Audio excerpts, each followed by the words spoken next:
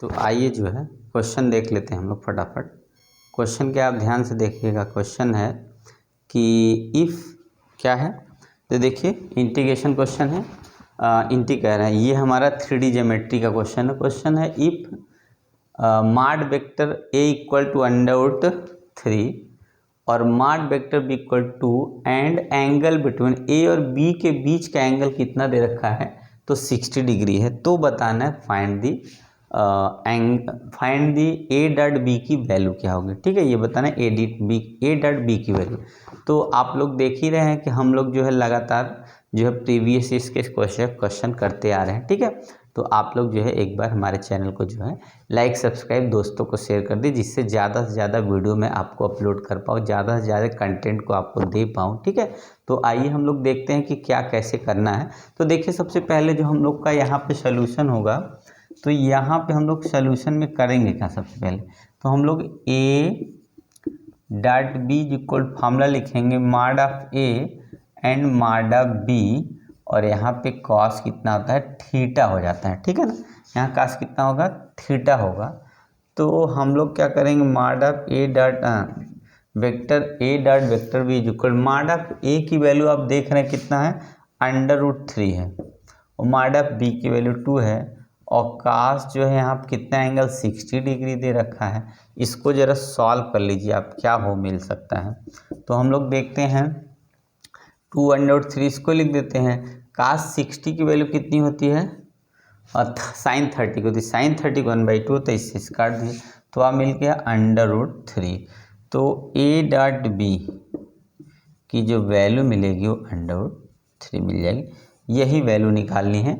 तो हम लोग ने देखे कितना इजी क्वेश्चन है। सिर्फ करना क्या हम लोग को कि ये फार्मूला याद रखना, और इसी फार्मूले में डायरेक्ट वैल्यू देंगे। ए डॉट बी की जो वैल्यू आएगी √3 आएगी। तो आप लोग देख लिए, तो हम लोग नेक्स्ट क्वेश्चन लेते हैं। तो आप लोग देखिए, तब तक हम लोग नेक्स्ट क्वेश्चन आगे बढ़ते हैं। ठीक है ना, आया समझ में। तो देखिएगा नेक्स्ट क्वेश्चन लेते हैं।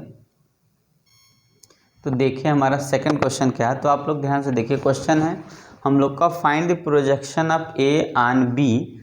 क्या है, find the projection of A on B if A dot B की value, vector A dot B की वैल्यू 8 दिया है, और एंड वेक्टर बी की वैल्यू, यहाँ डॉट की वैल्यू दी है, वेक्टर की वैल्यू दी, और ए का बी पे प्रोजेक्शन निकालना है। तो हम लोग अगर सोल्यूशन की बात करते हैं, यहाँ पे कैसे करेंगे, तो हम लिखेंगे क्या, projection of A on B, ये लिखेंगे। तो इक्वल टू क्या बनेगा, सबसे पहले बनेगा ए डॉट बी, इसका डॉट में जिस पे लेना है उसके मैग्नीट्यूड से डिवाइड करना पड़ेगा। तो इसका मतलब है कि डॉट तो पहले से दे रखा है, और मैग्नीट्यूड कितना है ये देखिए। तो मैग्नीट्यूड इसका स्क्वायर करेंगे, कोफिशिएंट का 2 का स्क्वायर प्लस 6 का स्क्वायर प्लस 3 का स्क्वायर, मतलब 8, और अंडर रूट में कितना होगा, 4 प्लस 36 प्लस 9। ठीक है ना, इक्वल टू 8 अपान, यहाँ पे वैल्यू ऐड कर लीजिए। अब कितना हो गया, 36 ये हो गया, और 36 और यहाँ पे हो जाएगा 4, कितना हो गया 40, 45, और ये आ गया 49, और 49 का स्क्वायर रूट हो जाएगा 7। तो हमारा जो प्रोजेक्शन हो गया कितना है, 8/7 हो गया। इसका मतलब है ए का बी पे जो प्रोजेक्शन है उसकी वैल्यू है 8/7। ठीक ना, तो आप लोग ध्यान से देख ले। तो हम लोग नेक्स्ट क्वेश्चन लेते हैं, कितना है प्रोजेक्शन, 8/7। तो ये फार्मूला हो गया, ए ऑन बी हो जाएगा dot product of vector A and B upon जो है मैग्नीट्यूड ऑफ बी, जिस पे हमको प्रोजेक्शन निकालना, उसके मैग्नीट्यूड से डिवाइड कर देंगे तो आंसर आ जाएगा। ठीक है ना, तो आप लोग ध्यान से देख लीजिए। तो हम आगे बढ़ते हैं।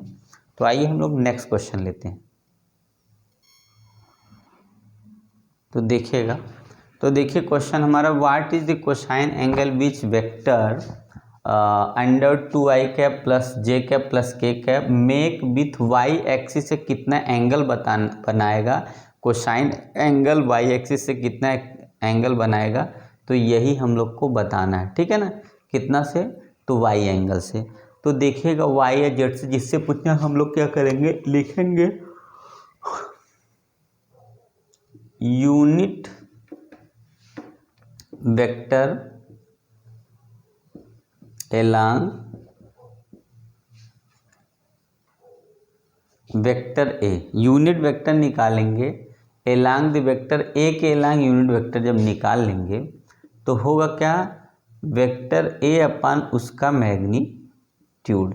तो वेक्टर ए हमने इसको मान लिया है, तो हमारा होगा 2i अंडर 2i प्लस जे प्लस के अपान अंडर रूट में स्क्वायर करेंगे तो यहाँ 2 का 1 होगा, इसका करेंगे 1 आएगा, इसका करेंगे तो भी 1 ही आएगा। ठीक है ना, कितना हो गया, ये हो गया 1। अच्छा 2 का करेंगे तो 2 आ जाएगा, यहाँ 1, इसका मतलब हमारा आ गया कितना, अलग अलग करेंगे तो अंडर 2 अपान कितना हो जाएगा 2 प्लस 1 अपान 2, यहाँ पे आई कैप प्लस यहाँ जे कैप प्लस यहाँ 1 अपान 2 के कैप। तो हम लोग का जो वैल्यू आएगा वाई एक्सिस के एंगल का जो वैल्यू होगा, तो क्या कोसाइन एंगल कितना होगा, कोसाइन एंगल आपका आ गया एलॉन्ग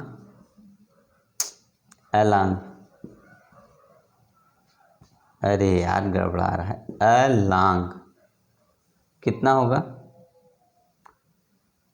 वाई एक्सिस आएगा आपका वैल्यू 1/2 और जेड एक्सिस पूछेगा, तब भी 1/2। तो यह कितना होगा, वाई एक्सिस हो या जेड एक्सिस हो दोनों कितना आ जाएगा, एलॉन्ग कितना आ जाएगा, तो 1/2 ही आएगा दोनों एक्सिस। ठीक है, तो आइए हम लोग नेक्स्ट क्वेश्चन लेते हैं।